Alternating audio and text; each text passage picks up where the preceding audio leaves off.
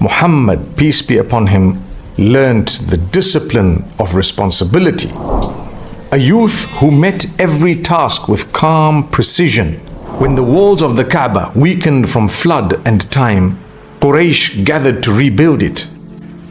Bismillahir Rahmanir Rahim. My beloved brothers and sisters, today we continue our journey through the life of Muhammad, peace be upon him, the one whom Allah chose to purify hearts, elevate character, and teach the world the meaning of mercy.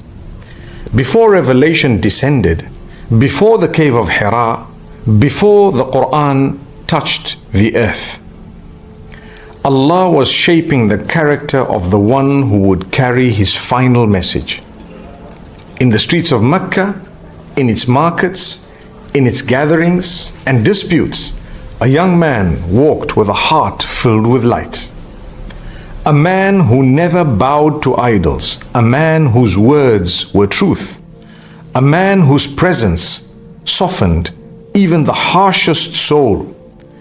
He did not come to lead armies. He did not come to seek power. He simply lived with honesty, humility, and grace.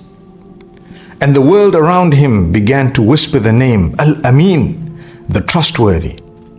So come with me, let us witness how Allah prepared his messenger, not through wealth, not through comfort, but through character.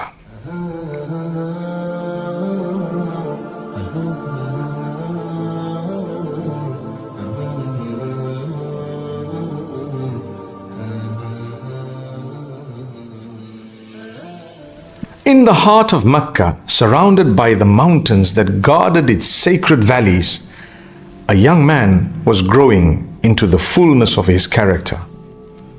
Quiet, steadfast, and radiant with honesty.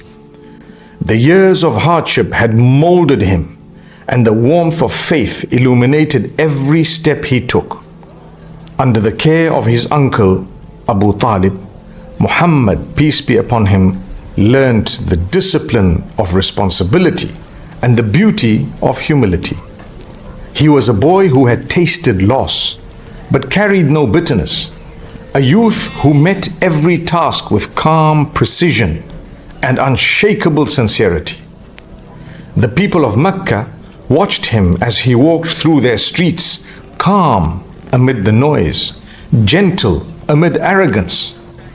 He greeted the elderly with respect, played with the children, and helped anyone who asked. Even before revelation, his life was a message. He never worshipped idols, never lied, never broke a promise. His word was trusted more than the written contract of others. It was in these early years that the title Al-Amin, the trustworthy, spread through the valleys of Quraysh like a fragrance in the desert air.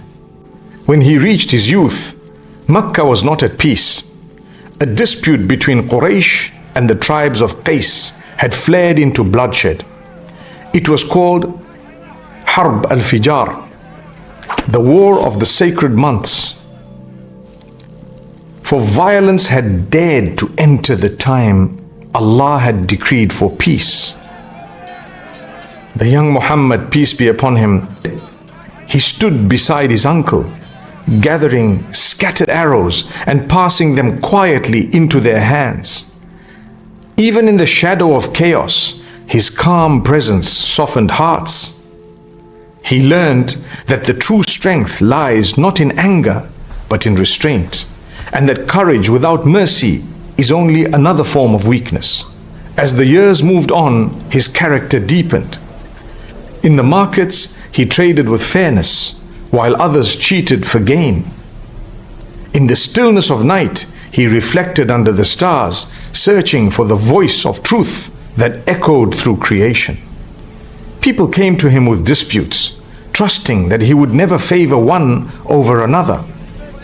He became the unseen pillar that held the moral weight of Mecca together. Among those who heard of him was Khadija binti Khuwaylid, may Allah be pleased with her, a woman of noble lineage and unmatched reputation. Wealthy but wise, she valued honesty more than profit. When she learned of Al-Amin, she sent him a proposal to lead her trade caravan to the lands of Syria. He accepted with quiet dignity, and with him went her trusted servant Maysarah. The journey north was long and harsh, but wherever Muhammad, peace be upon him, went, blessings seemed to follow. He weighed goods with precision, spoke with kindness, and treated his companions with dignity. In the markets of Busra, his words inspired trust before he ever struck a deal. When the caravan returned, it carried not only profit, but something rarer, the fragrance of sincerity. When Khadija, may Allah be pleased with her, heard Maysarah's account, she felt a certainty that stilled her heart. She saw in him not only an honest merchant, but a man of truth whose soul reflected the purity she had always sought. It was then that the wisdom of the Quran would one day echo her insight. Inna khayra man istajarta al-qawiyyu al-amin. Indeed, the best one you can hire is the strong and the trustworthy. With grace and dignity, Khadija sent word through her confidant Nafisa, expressing her desire for marriage. When the proposal reached him, he accepted humbly. The wedding was simple but luminous. Quraysh gathered to witness a union that would bless the earth, a home built upon faith, tenderness, and mutual respect. In that union was the foundation of serenity. She offered him comfort, and he gave her certainty. Together, they built a household of peace, where no harsh word was heard, and where the poor were always welcomed to their table. In those blessed days, the air of Mecca seemed gentler. Children played around their courtyard, and kindness radiated from their door. The Prophet, peace be upon him, would mend his own clothes, serve his family, and share his food without pride. Their home became a lantern of mercy in a city darkened by greed. It was then that the eternal truth of the Quran would later describe the measure of real honor. Inna akramakum indallahi atqakum. The most honored of you in the sight of Allah is the most righteous among you. Years passed, and the young merchant became the moral compass of Mecca. His fairness in trade and his patience in speech made him the one people trusted when no one else could be trusted. Yet even as his name became known across Arabia, his heart remained free of pride. He was preparing, though he did not yet know it, for a role that would reshape the destiny of humankind. When the walls of the Kaaba weakened from flood and time, Quraysh gathered to rebuild it. Tribe by tribe, they carried the stones, working together until the final moment, the placement of the black stone. A dispute erupted. Who would claim the honor? Swords nearly left their sheaths before an elder intervened. Let the next man who enters decide, he said. The crowd turned, and through the gates walked Muhammad, peace be upon him. A wave of relief washed over the people. It's Al-Amin, they cried. The Prophet, peace be upon him, listened quietly to each tribe, then took a piece of cloth, placed the black stone upon it, and invited the chiefs of every clan to hold its corners together.